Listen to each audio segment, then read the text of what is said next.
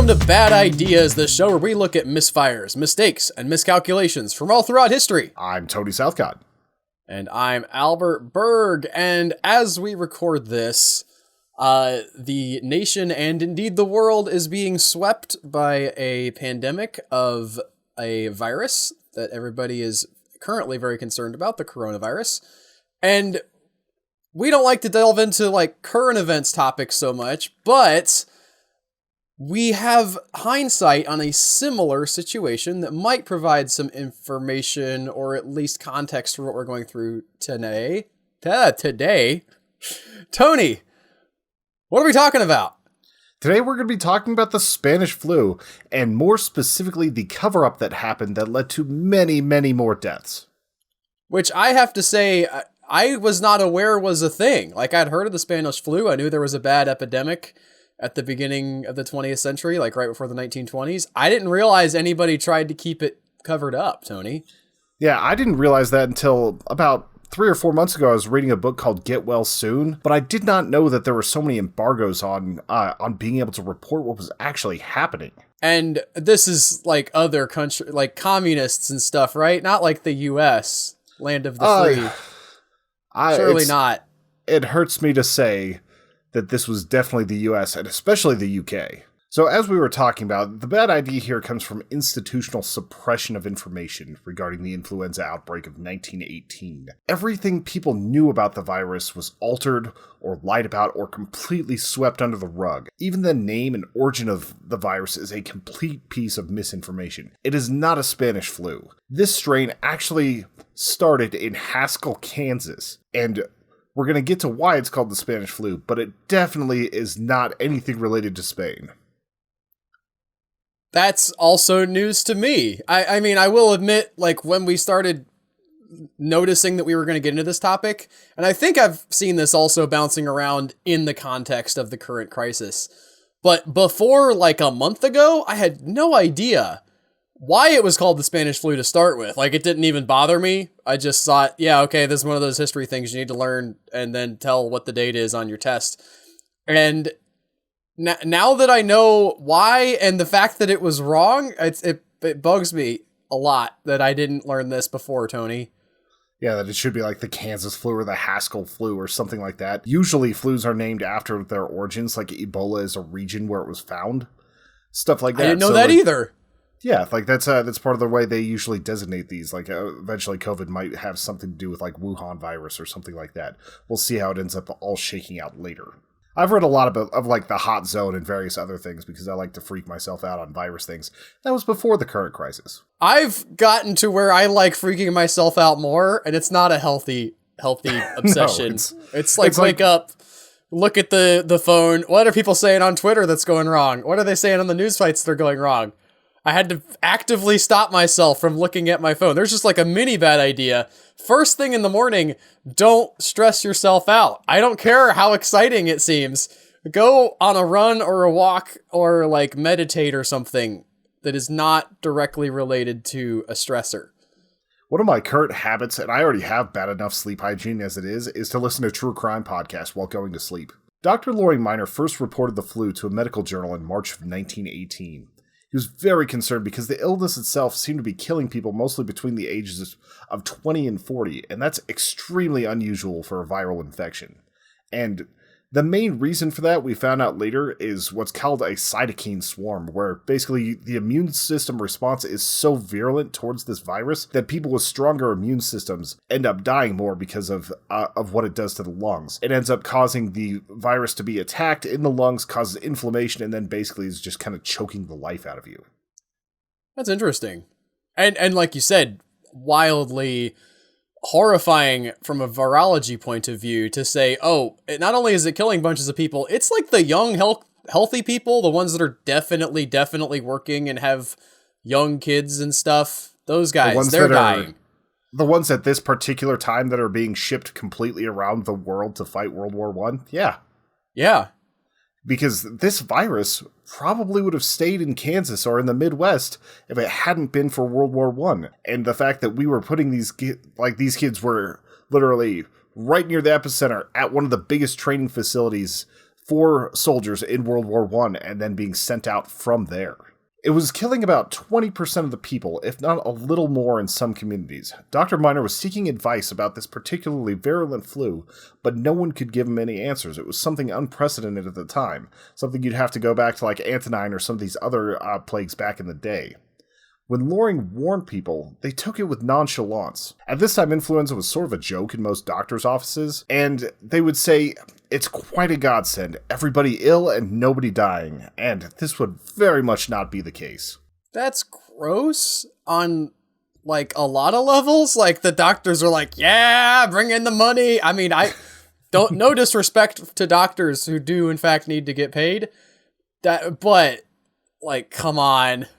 This was also a different era of 1920s. medicine where a lot of doctors weren't making near as much as they do now. Like, it wasn't as structured of a thing. It wasn't, we have to charge more because of our actual expertise. Doctors just weren't making as much, and that's why there were so many snake oil salesmen back in this time period. Well, that's an interesting perspective, and now I feel bad for my immediate judgment. From what these doctors were saying, where it was everybody ill and nobody dying, it's basically like the Spanish flu was to normal influenza what Pop Warner football is to a modern NFL team. Like, it was just absolutely crushing, scary, and horrific. And we talked a little bit about, like, how bad it was whenever you had these cytokine storms. It was very much not a normal bed rest and chill situation. It was bleeding out of your facial orifices and choking to death on the fluid in your lungs. It was the type of disease that whenever you got it, an entire floor of a hospital might end up having patients at night and then everybody gone by morning. It was just absolutely horrific how hard it was hitting these people.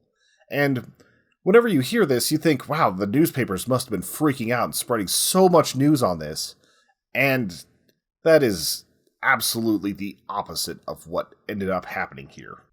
Okay, so what is the arc of this story, Tony? We find out we're in Kansas. There's a doctor who's like, my goodness, this is killing so many people.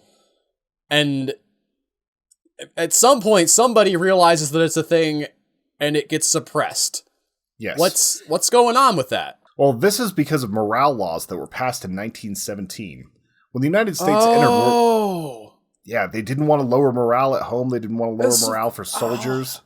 I thought I had it. I was like, oh, okay, we got the context because of World War II, and like, well, it's going to affect the war. And I was maybe going to ask some questions about how it affected the war. Like, maybe did this help to cause or bring about the end of the war because of how many people were dying?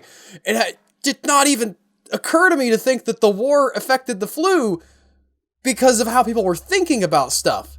Yeah, and that's exactly why they set up those laws.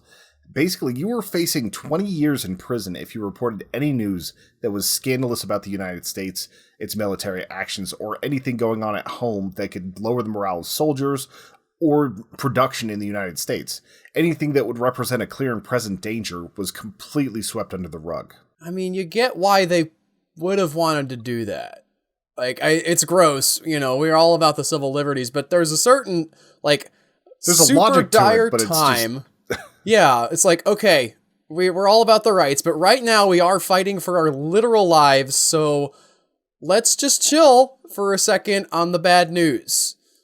That's why constitutional things are supposed to be ironclad, because you're not supposed to be able to alter them just because it's inconvenient at the time to deal with them. Yeah. I mean, if people are literally dying,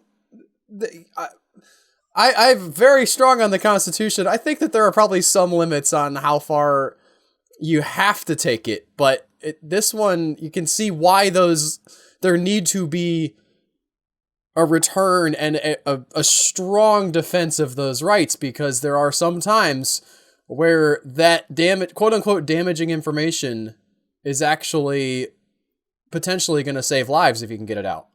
Yeah, especially in like a pandemic. It's like that. I know that it can crush morale to know that there's a pandemic happening, but I think you could make it a much smaller pandemic if you just let the information out. We're going to get into some specifics on that later. Also, in the UK, they had similar laws in the Defense of the Realm Act. The only difference from the US law was that the punishment was execution instead of a 20-year prison sentence. Anybody actually get, like, taken up on that? Not for Spanish flu, from what I was reading. Even if nobody actually gets executed, you still have that, like, I'm going to really think hard Like, I don't want to be the first one. I don't want to be the test case on this execution thing. Yeah, it's amazing what you can get people to do with self-censorship in situations like that. Back in Kansas, Camp Funston housed 26,000 soldiers, all of whom were in the prime age group to get the severe pneumonia-like effects of the virus. Barracks and tents were overcrowded because the war effort was in full swing, so people were just fully crowding in on top of each other during this whole pandemic, which is a great way to make sure that that people are going to spread it. Within 3 weeks, 1,100 men had contracted the disease, and around 38 had died of it. So it's not an insane disease yet. That happens further into the fall of 1918, whenever it kind of mutates and becomes something that's so much worse. What's weird about the fact that it was effective against young people is usually with a virus you see a U shape on a graph, whenever it's showing youngest people and oldest people, and the effectiveness looked more like an N, like because it was just very much against the youngest population, sharply into the mid-range population, and then shot back up towards the higher end of the elderly. It was just a very weird look to it compared to any other virus that we'd seen at the time. And we had germ theory, but we didn't isolate any viruses until, I think, the 1930s, so we didn't even fully know what was causing this. We knew it was a plague, but we didn't have anything isolated. Yeah, it's important to remember if you're thinking about viruses and bacteria and stuff, you probably have lumped all of those together in your head, but physically speaking, viruses are much, much, much, much smaller than bacteria. Like, they can be just built out of a few atoms. Not a few. I mean, they're somewhat complex, but compared to bacteria, viruses are incredibly tiny. They're essentially just little snippets of troll code that latch onto your protein. DNA. Yeah, and say, hey, make more of me. And I'm oversimplifying, and I'm sure not being completely scientific, but the important thing to know is that you can look through a microscope easily at a bacteria, and people had at this time. They had not been able to look through a microscope and see a virus because they were so much smaller. So that you could legitimately, at this point in history, not believe that viruses were a thing. Yeah. And be within the realm of science because you couldn't know. And I'm sure that, with germ theory, there were a lot of people that were just completely ignorant to it. Like, not everybody was able to read at this time period. Not everybody had heard news reports. There were, whenever you had a news report, it was, between a movie and so on. It was a little bit harder to get your information, and even the newspapers weren't always going to have information on exactly how germ theory worked. So you had a lot of people in the early teens that still had old ideas on medicine trying to treat these sorts of things as well.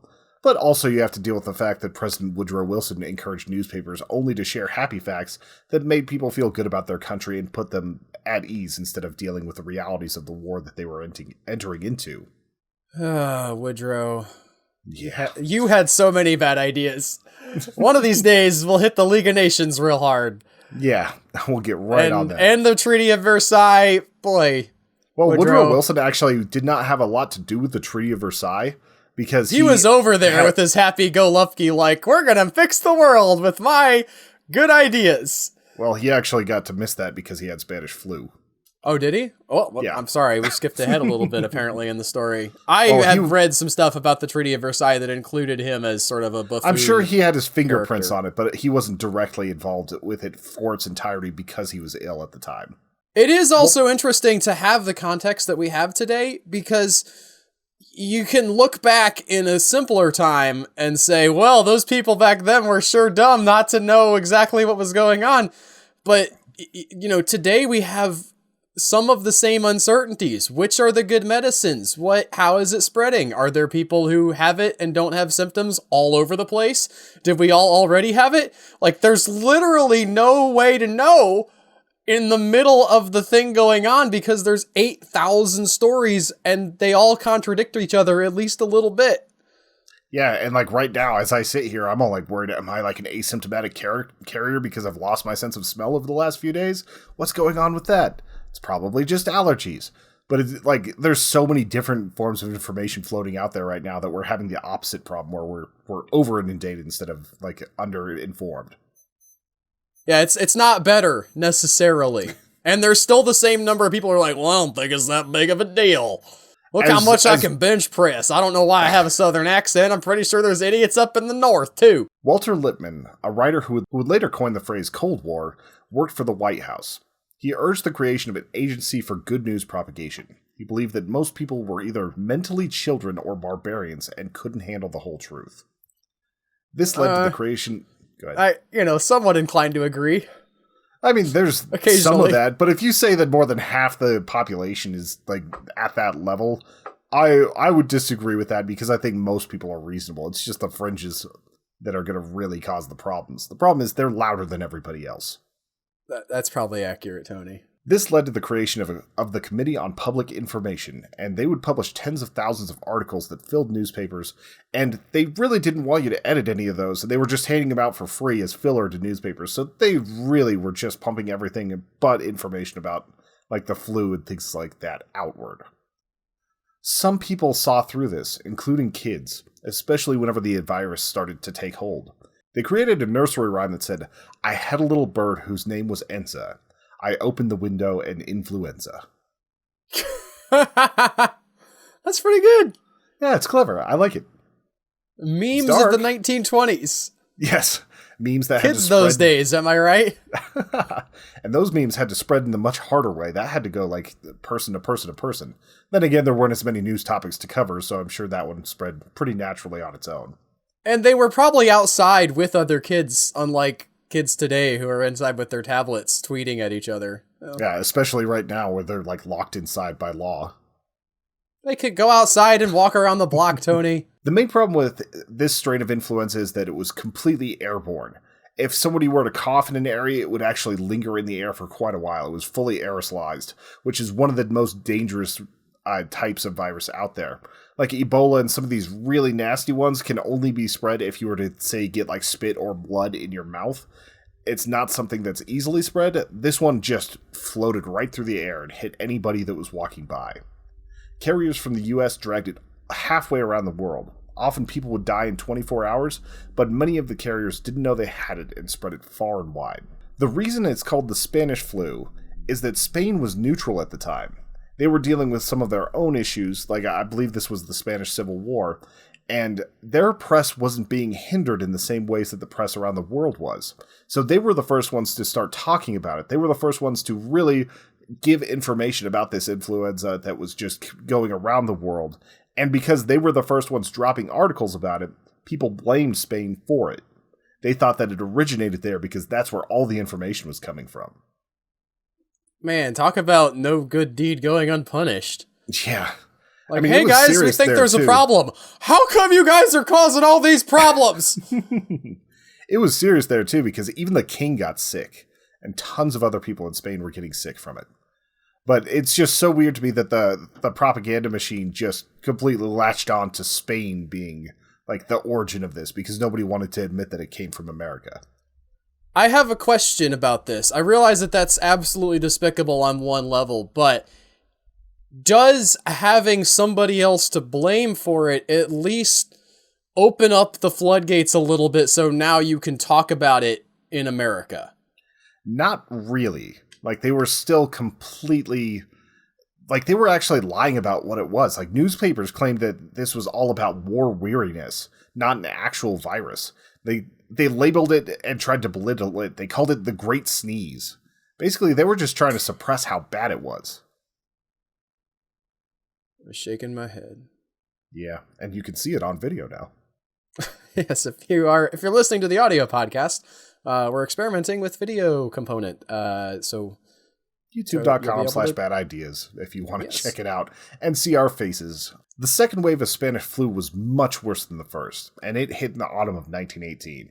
More American men were needed overseas, as some companies had 80% casualty rates from the flu alone, not even to mention all the horrors that World War I gave towards like artillery and men just being thrown into the meat grinder. Officials for the government and military at this point would claim that they had everything under control and that the public had nothing to worry about.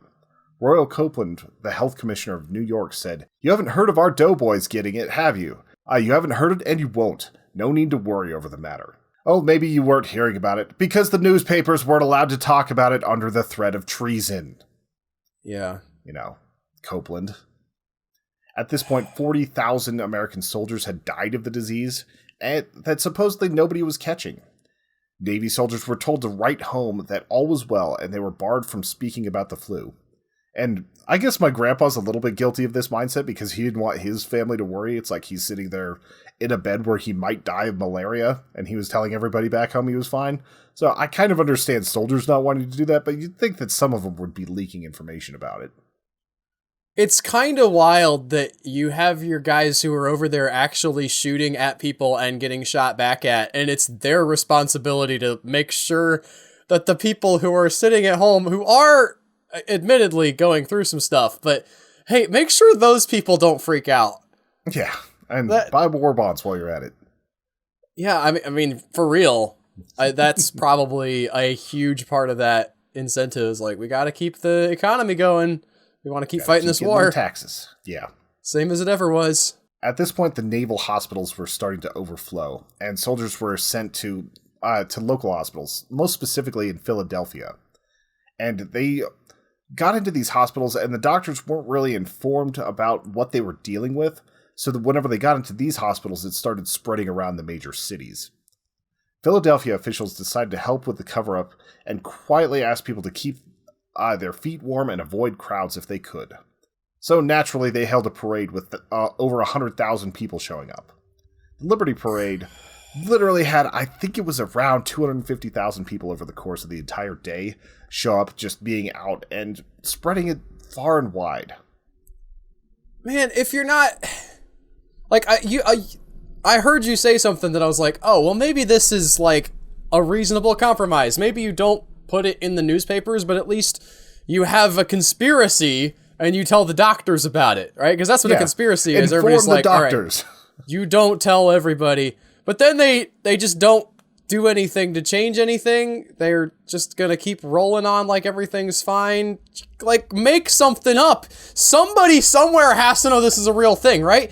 Is everybody all the way up this chain drinking their own Kool-Aid about how everything's fine? Or does someone somewhere know that this is a big deal and think like, well, it's still important to keep the psychological side of things. So even though it's 80% of some groups of people have died or at least been so sickened they can't continue to work on this, we're going to do nothing about it. I think it's a good mix of both. Like the people that were in the know were making it lighter to the other people who ended up getting kind of hubris over it and didn't take action because they were told about like how it wasn't as bad. Dr. Howard Anders begged reporters and the Navy Surgeon General to suspend the parade and to warn the public, but that fell on deaf ears. He called the parade a ready-made inflammable mass for a conflagration. And he was right. This is really whenever things started to take off. Officials decided that they would rather burn Philadelphia to the ground than listen to experts. By the end of September, hundreds of people per day in Philadelphia were dying. Yet the paper said that the best way to combat the flu was a clean life and to not even discuss influenza. Worry is useless, so talk of cheerful things. These were the official things coming out in the newspapers now.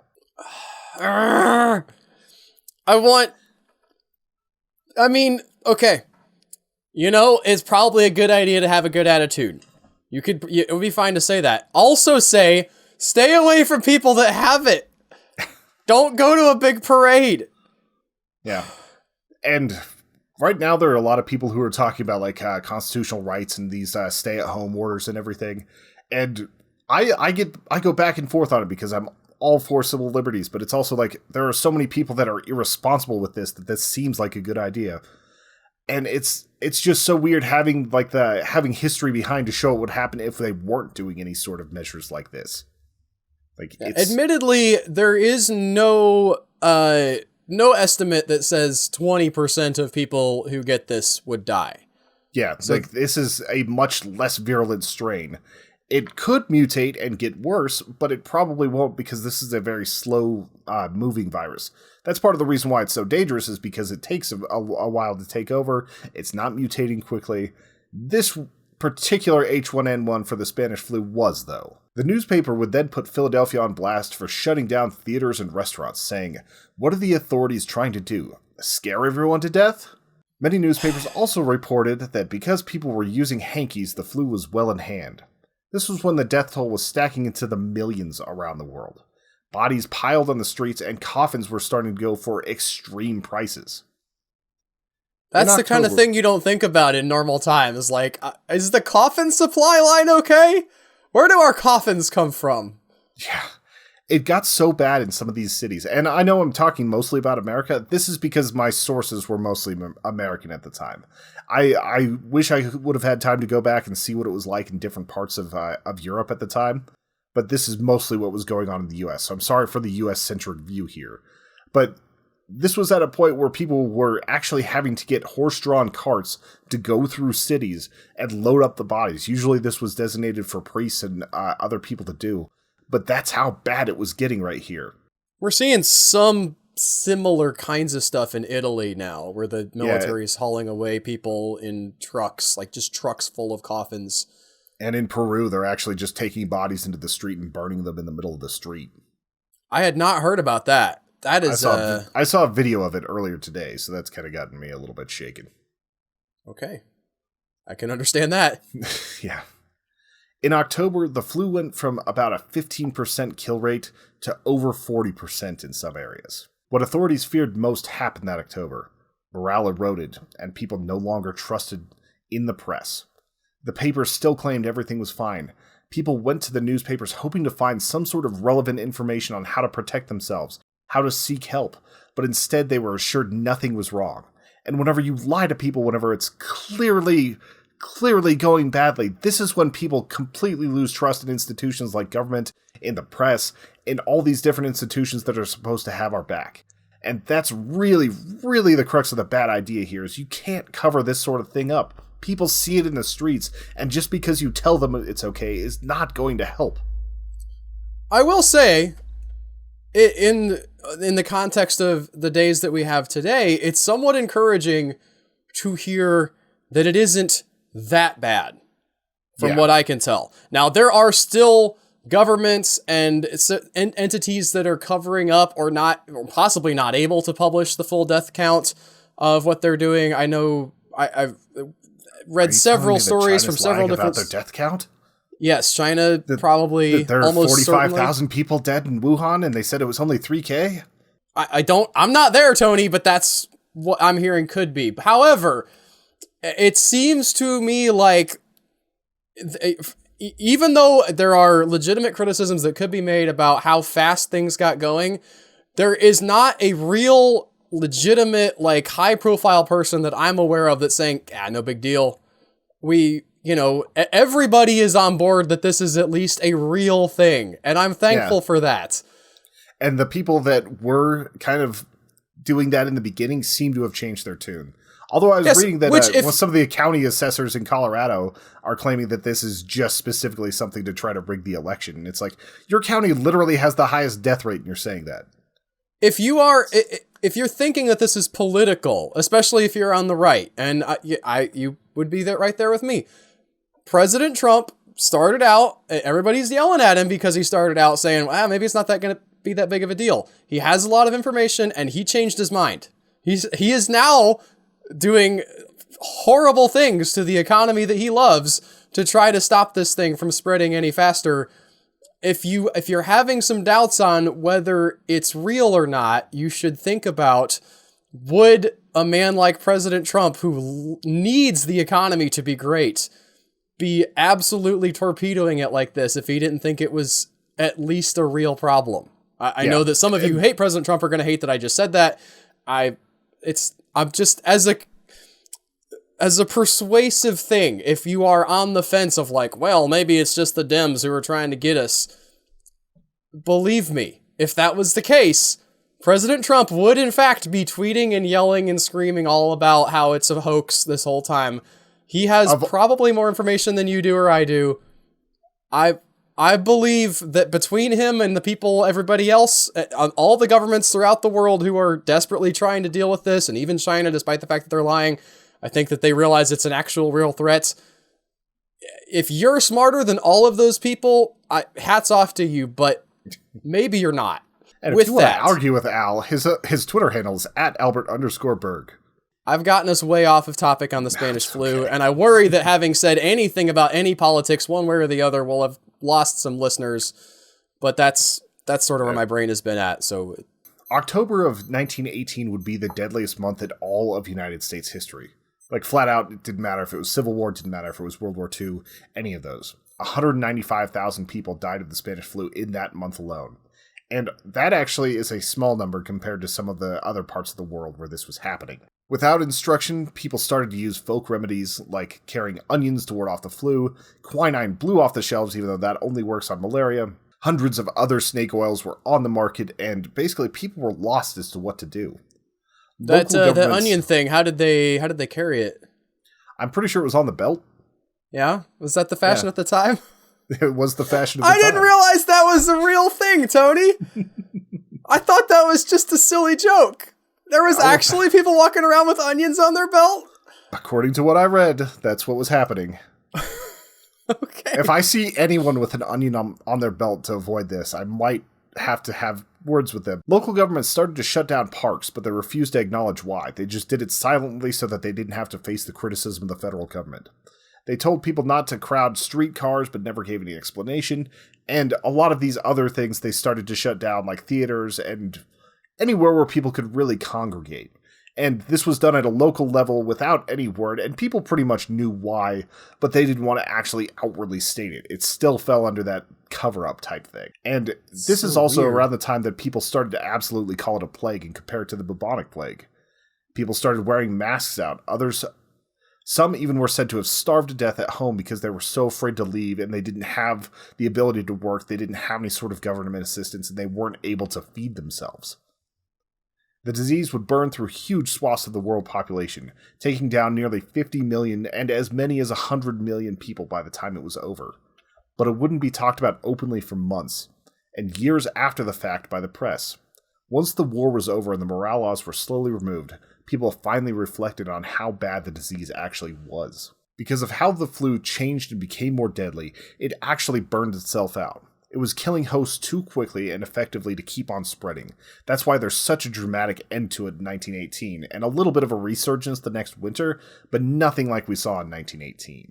Does the outbreak of the Spanish flu, as far as you were able to tell, directly influence the outcome of World War I? Does it speed on the end a little bit? Are there factors beyond the military factor, directly just like, well, we're shooting at each other and killing each other? If people are dying in the trenches and leaders are dying of the flu, or at least very sick, and their people are sick, does that hasten the end of the war in some way? I don't know, because I was focused on the cover-up of this episode. That's something that I was wondering, but I was mostly focused on how the press couldn't talk about it and the bad idea there. Like, that was specifically my angle for this one. That's something that I'll probably have to research later on my own. Okay. I'm sorry, I know that I've digressed a ton in this. I'm very curious too. I don't have the information. I don't want to misspeak. Okay. John Barry was one of the first people to write a book on this form of influenza, and he said, "Those in authority must retain the public's trust. The way to do that is to distort nothing, to put the best face on nothing, to try to manipulate no one. Leadership must make what horror exists concrete. Only then will people be able to break it apart." And although we talked about having a lot of misinformation, a lot of overinformation in today's current climate, I think that this rings true, and I think that our governments are doing a much better job of it than they were in 1918, where it was basically completely silenced. At least we have the ability to get misinformation along with real information right now. Yeah. Which is not to say that everybody's doing everything perfectly. You're welcome to write in and say, well, this is being done wrong. And we'd probably agree with you on that. Like, there's a lot of things that were done too late, that weren't done wrong, and quarantines that'll probably have to be extended. But hopefully when we look back on history, say 5-10 years from now, we mostly remember boredom rather than heartbreak. And I know a lot of people already have that going on. There's thousands of people that have already passed. Over 1,000 died in America yesterday. But if we can keep doing what we're doing, we can knock it down a fair amount, and we won't be looking at the awfulness of this Spanish flu. I think we can pretty clearly see that the bad idea here is censoring information, not diving into quarantines, and basically trying to keep people from the information that could save tons of lives. But even if they had followed those, this was a very horrific virus that would have killed a lot of people. And I just wanted to give some historic context to things that are going on right now and show that as awful as it is, it's not as bad as it was. There was only one flu, or one thing that was worse than this, and that was the bubonic plague. Keep in mind, and those guys had no way of. Yeah, there was nothing back then. You have no newspapers. You have no understanding of medicine. You might have a town crier. Yeah, you're hung out to dry completely with the bubonic plague. So I don't want to rag on anybody for it being their fault. Although maybe there is somebody, Tony. And if you guys have any information that that relates to how the Spanish flu did with the war effort, if you have any information just about this that you find interesting, we'd love to hear it. badideasshow@gmail.com or at Human Echoes on our social media. I hope you guys have an excellent week. Stay inside, be safe, and we will be back with more bad ideas. Bye, guys. Stay healthy.